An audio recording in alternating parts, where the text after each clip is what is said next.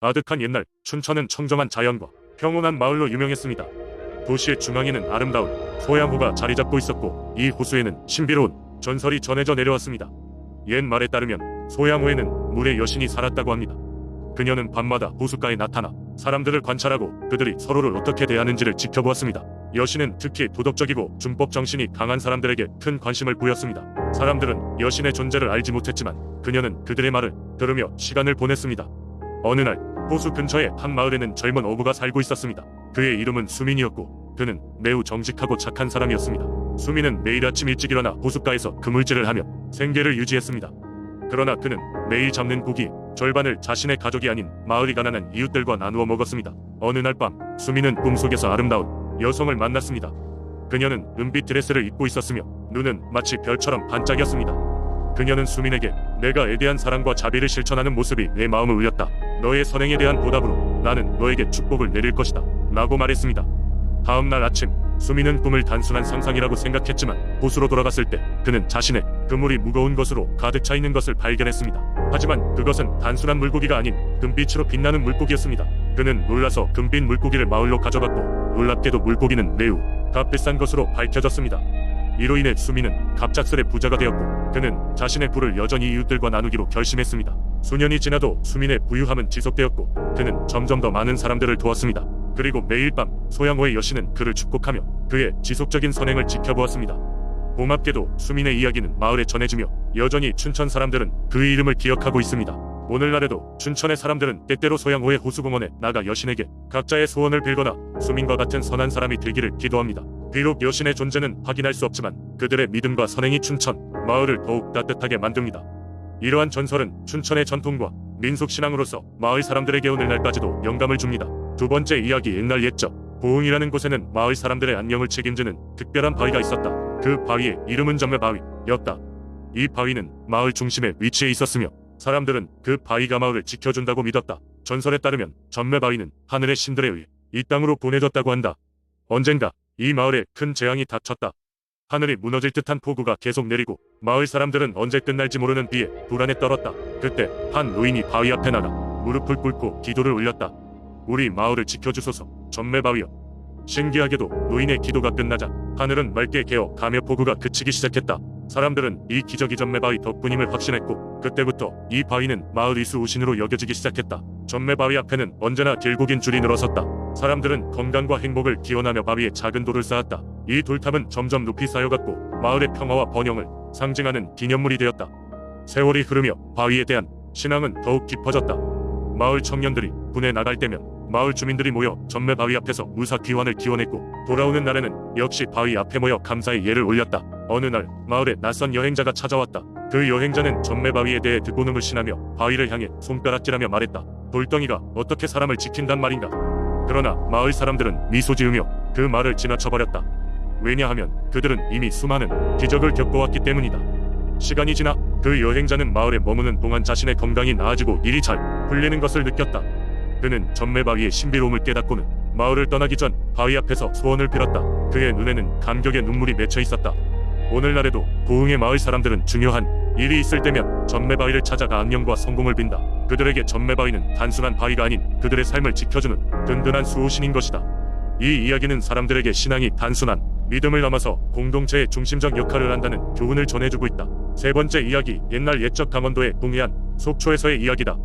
푸른 바다와 웅장한 설악산을 자랑하는 이 지역에는 사람들의 삶과 자연이 조화롭게 어우러져 있었다. 이곳에 사는 사람들은 자연의 변화와 바다의 움직임을 세심하게 살피며 살아갔다. 특히 그들은 거센 파도를 잠재우고 마을 사람들을 보호해주는 바다의 수호신 해룡을 믿었다. 속초에서 해룡의 전설은 어민들 사이에서 오래전부터 전해 내려오는 이야기였다. 그들은 바다에 출항하기 전 항구에 서서 해룡에게 안전한 항해를 기원했다. 해룡은 가끔 비바람 속에서 거대한 용의 형상으로 나타나 바다를 진정시킨다고 믿었다.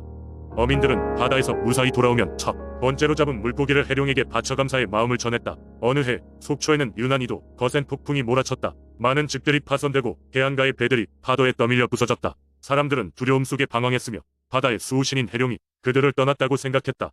마을의 장로들은 모두 한자리에 모여 이러한 혼란을 해결할 방법을 논의했다. 장로들 중 가장 지혜로운 이는 마을 중심에 위치한 오래된 해룡의 사당을 찾아 성대한 제물을 올리자고 제안했다. 이 제의는 즉시 받아들여졌다. 마을 사람들은 모든 집에서 제공할 수 있는 최상의 원기 회복 물품을 모았고 이를 정성껏 준비했다. 그리고 마을 사람들은 모두 사당 앞에 모여 마음을 모아 기도하며 그들의 진심이 해룡에게 닿기를 바랐다. 그날 밤 마을 사람들은 놀라운 광경을 목격했다. 갑자기 폭풍이 잠잠해지더니 모래사장을 따라 거대한 용의 형상이 나타났다. 그것은 해룡의 모습을 한 환상이었다. 해룡은 파도 위를 유유히 떠다니다가 사라졌다. 그 순간부터 믿을 수 없을 정도로 바다는 잠잠해졌고 사람들은 안도의 숨을 내쉬며 해룡의 존재를 되새겼다. 그 사건 이후 속초 사람들은 해룡을 더 깊이 신앙하게 되었고 해마다 정해진 날에 해룡의 날을 정하고 행사를 열게 되었다. 사람들은 해룡이 그들을 지켜줄 것이라는 믿음을 되새기며 해마다 바다로 나아갔다. 이처럼 해룡의 전설은 속초 사람들에게 자연의 힘과 신비로움을 경외하는 마음을 심어주었으며 오늘날까지도 그들의 마음속에 깊이 자리 잡고 있다. 네 번째 이야기. 옛날 옛적 충청남도 공주에 자리 잡은 작은 마을에는 신령한 바위가 있었다. 마을 사람들은 그 바위를 바위 여신이라 부르며 매년 정성껏 제사를 올리곤 했다. 바위 여신은 이 마을을 번영케 하고 주위를 흐르는 금강의 수위를 조절하며 홍수를 막아주는 수호신으로 여겨졌다. 하지만 그의 이상기후로 인해 예상치 못한 가뭄이 닥쳐왔다. 강줄기가 말라버릴 정도로 가뭄은 심각했고 농작물은 말라갔다. 마을 사람들은 제사를 올려왔지만 비는 오지 않았다. 사람들은 절망에 빠졌고 어찌할 바를 몰랐다. 그때 용감하고 총명한 청년 이름하여 성민이가 나섰다.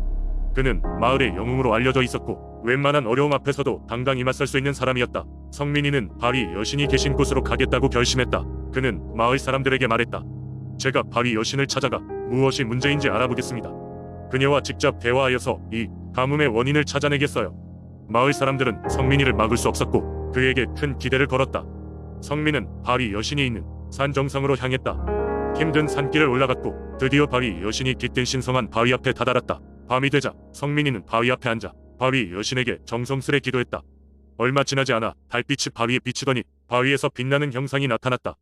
형상은 아름다운 여인의 모습을 하고 있었고 그녀가 곧 바위 여신이라는 것을 성민은 직감했다. 용맹한 젊은이여, 나의 부름에 응하였구나. 내가 이곳에 도착하기까지의 여정은 헛되지 않았다.